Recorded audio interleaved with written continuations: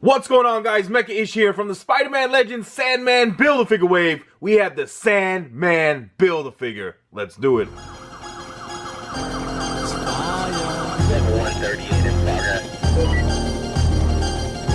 For launch in 3, 2. Step out of your world and step into mine. Welcome back to another Marvel Legends action figure review, and we are up to the Sandman Build-A-Figure from this amazing Spider-Man Legends wave. This has been such a fun wave where we've gotten some brand new body molds plus some new characters to add to your Marvel Legends collection. Now in front of all these figures I have their respective pieces to build the Sandman, and we're gonna get to it right now. Now I have this big muscular torso of his, and I'm gonna put the legs on first. So I'm gonna slide on his right leg. I'm gonna give it a little twist and push it upwards until it snaps into place. Just make sure it's in there nice and snug so it doesn't easily fall out. Then I'm gonna do the same thing for the left side, and you see here it's a smaller peg, but it's still a very tight fit. Make sure you twist it and push it as you go all the way up. Now even though it looks like the hips are overexposed, just give it a little tug on each leg to make sure they're securely in place. Now this is gonna be a little easier as I plug his left arm right on into the socket. Make sure you hear that snap, give it a little twist as well, and there you go. The same goes with his right arm as I plug it right on into the socket. Now he does come with two interchangeable heads, but I'm gonna go with his standard look, and I'm gonna plug that right onto that ball peg. Make sure you hear the snap, and we finally have the Sandman all put together. So here is the Sandman in his classic uniform with some amazing sculpt work all the way throughout. He stands at 7 3/4 inches in height, and he is very impressive. Plus, he's gonna have some variety when displaying him, as he comes with an interchangeable head and two interchangeable weapon-shaped hands. Now let's take a closer look at this Build-A-Figure. My goodness, when holding the Sandman, he has a lot of heft to him, and that's due to all the plastic with all this great sculpt work here with the sand on his arms and his hands. These suckers are heavy. Now he does have some reused parts with the torso and legs that we saw with the Abomination Build-A-Figure, but what they've done is painted him so well, and with this sculpted detail of all of the sand just looks fantastic, that he's definitely gonna stand out. Well, let's take a look at that head. You got the William Baker head here for Sandman with his Norman Osborn-like head. I don't know why all of his villains, it seemed, like to wear green and like to look like each other. But I love the way they did the flesh tone paint and how well separated it is from the brown of that crazy looking hairstyle of his. That is all layered and very detailed. Now taking a look at the rest of this head sculpt, Hasbro has done another fantastic job here. You have a lot of detailing here by the eyebrows, by his forehead. His eyebrows are nicely sculpted and painted in the brown all within the sculpt. And then I love how well painted his eyes are. You can see kind of that metallic brown, nicely centered, and then you have the white. He does have some very strong features sculpted in, like his cheekbones. You got some lines sculpted in and muscles by his jawline. You got that butt chin of his, which is protruding outward.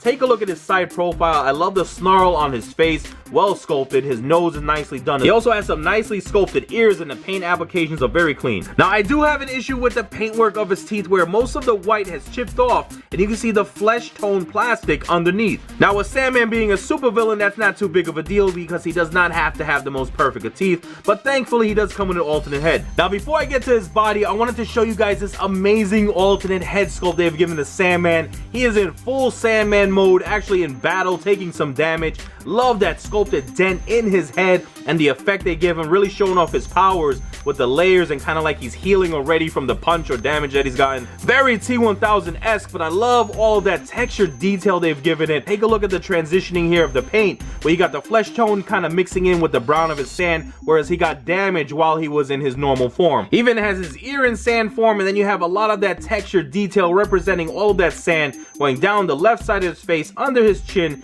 and coming right back up again. Now of course the flesh tone paint is very clean as well, but take a look at this expression. A lot of great sculpt work here on his head sculpt. You can see the wrinkles and folds there by his eyebrows, and then his right eyebrow is raised all the way up, and his eye is full on white. You don't see any pupils there, and it's so nicely done within the sculpt. And take a look at his nose. His side profile is amazing with that mouth wide open. Now on his teeth here, we have a much better paint job, and I love how well separated the teeth coloring is from the flesh tone of his lips. And then we have his tongue nicely sculpted and painted as well. Now both very strong head sculpt, but the one on the left is definitely the one I'm going to be keeping on this Sandman. Now going down his torso, they did a great job separating his green shirt from the flesh tone of his neck, and his neck is very muscular. Again, this upper torso we've seen before. I think this is what T-Rex has had, definitely what the Absorbing Man has had. But great job with the paint overall. You got the light green alternating with that darker green, which is classic Sandman. I am a big fan of this body mold. He is hyper muscular. You can see all of the rips on his chest, all of that detailing,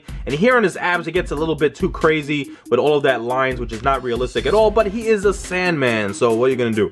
And then he has some muscles here at the side. On his back you can see all of those muscles popping right out of his green shirt. And then we get to those big shoulders. Again, you have some very clean paint applications of his shirt. And then going down his arms, another highlight of this figure is all that sandy detailing. Not just the tremendous sculpt work here, but the transitioning here between the lighter brown and the green of his shirt, where it looks like he's actually transforming his hands into the sandy power fist that he has right here. But just take a look at all of that detailing. Very textured, very sand-like, as it should be, and it kind of gives it that wet sand look where you can see right here at the bottom of his hand it's kind of dripping outward and down by his fingers. And here you can see some more of that awesome detailing going down his forearms as it expands into his big right fist. Now the hands are interchangeable, so I'm going to take off this droopy left hand, pop that right off. You see that came off easily enough, and then I'm going to put on this rectangular box piece here, and I'm going to plug it right into the slot. But that's not all. As you saw, he does come with another interchangeable fist. Now these alternate weapon shaped hands provide us with some more nice sculpted detail. I love the way they're more formed and molded,